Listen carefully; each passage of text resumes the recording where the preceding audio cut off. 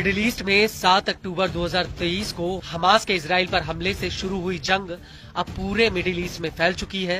पहले गाजा, फिर लिबनान का हिजबुल्ला और सीरिया और इराक के प्रतिरोधी समूह इस जंग में कूद पड़े। हालांकि अब इजराइल और हिजबुल्ला के बीच युद्ध विराम हो चुका है, वहीं दूसरी तरफ गाजा में आईडीएफ और हमास के बीच भीषण जंग चल रही है। और इस सब के बीच यमन का हूती बार बार इजराइल का गाजा से ध्यान भटकाने के लिए उसके ऊपर हमले कर रहा है। हूती ने पहले लाल सागर, फिर अरब सागर और फिर हिंद महासागर और आखिरी में तेल अवीव तक हमले शुरू कर दिए।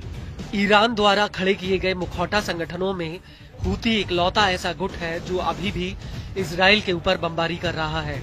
और अब इसी कड़ी में हूती ने एक बार फिर से इजराइल के ऊपर हमले का दावा किया है। दरअसल हूती के प्रवक्ता ब्रिगेडियर जनरल याह्या सारी का कहना है कि हूती के लड़ाकों ने इराक के प्रतिरोधियों के साथ मिलकर दक्षिणी कब्जे वाले फिलिस्तीन में एक अहम इजरायली टारगेट पर हमला किया है। इस हमले को लेकर सारी ने अपने बयान में आगे कहा कि इस हमले में कई ड्रोन्स का इस्तेमाल किया गया जो अपने टारगेट पर एकदम सटीक जाकर लगे हैं। आपको बता दें कि सीरिया में ईरान समर्थित बशर अल असद की सरकार गिर चुकी है। इसकी वजह से ईरान के मिलिशिया गुट कमजोर पड़ गए हैं और इसी वजह से अब हूती इराक के प्रतिरोधियों के साथ मिलकर इजराइल पर हमले कर रहा है।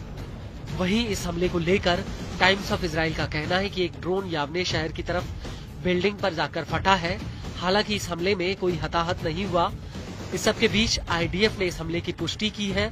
उसका कहना है कि यमन की तरफ से इजराइल पर एक ड्रोन फायर किया गया था जो 9 दिसंबर 2024 की सुबह में भूमध्य सागर होते हुए इजराइल में घुसा।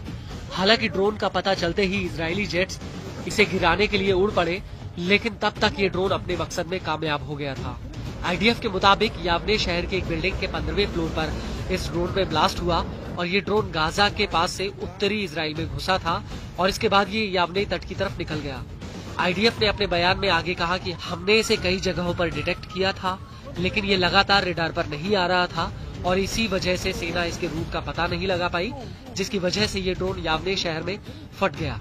आपको बता दें कि इस हमले से पहले हूती ने 3 दिसंबर 2024 को इराकी प्रतिरोधियों के साथ मिलकर इजराइल के ऊपर 3 हमले किए थे। इनमें से 2 हमले उत्तरी इजराइल पर किए गए, जबकि तीसरा हमला ईलत में एक अहम इजरायली टारगेट पर हुआ था। हूती के मुताबिक उसने इस हमले में कई ड्रोन्स का इस्तेमाल किया, लेकिन बड़ी बात यह है कि इस हमले से पहले हूती ने 1 दिसंबर 2024 को तेल अवीव पर हाइपरसोनिक मिसाइल फिलिस्तीन 2 से हमला किया था। हूती का दावा है कि उसकी ये मिसाइल टारगेट पर एकदम सटीक लगी थी।